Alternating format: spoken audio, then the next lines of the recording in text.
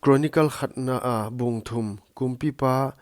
David swante hiaite Hebron apiang David tapa te ahiu atta masa Jazreel numei Ahinoam apan Amon ani na Carmel numei Abigail apan Daniel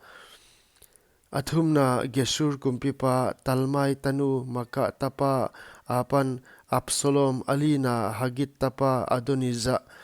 angana Abital apan Sephatia agugna azi Egla apan Itriam Hebron a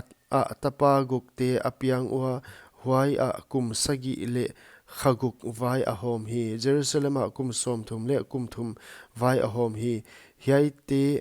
amial tapa Betsua lak a Jerusalem a piang li te ahiu Simia Sobab Nathan le Solomon adang kuate Ibar Elisama Eliphelet Noga Nephek Zaphia Elisama Elada le Eliphelet ahiu hiai te ting ami te tapa chilo David tapa te ahiu Huan asangam nu u tamar ahi kumpipa Solomon swante Huan Solomon tapa Rehobom ahi atapa Abia atapa Asa atapa Jehoshaphat atapa Joram atapa Ahazia atapa Joas atapa Amazia atapa Azariah atapa Jotham atapa Ahaz atapa Hezekiah atapa Manasseh atapa Amon atapa Josia atapa te atamasa Johanan ani na Jehoiakim athumna Zedekiah alina Salum Jehoiakim tapate Jekonia atapa le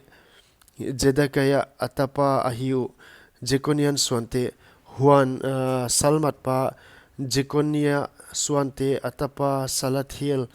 Malkiram Pedaya Senezar Zekamaya Hosama le Nadabia Pedaya tapate Zerubbabel le Simei ahi Zerubbabel tapate Mesulam le Hanania ahi asangamnu u Silomit ahi Hesuba Ohoniel Berekia Hasidia le Jusa Hetsat anga ahi u Huan Hanania tapate Pelatia le Jesea ahi Refaya tapate Arnan tapate Obadiah tapate Sekania tapate Sikania tapa Shemaya ahi Huan Shemaya tapate Hetus Igiel Beria Niaria le Sephat guk ahi u Neria tapate Elionai Hiskaya le Azrikam thum ahi u Elionai tapate Hodovia Elisib Pelaya Akub Johanan Delaya le Anani sagi ahiu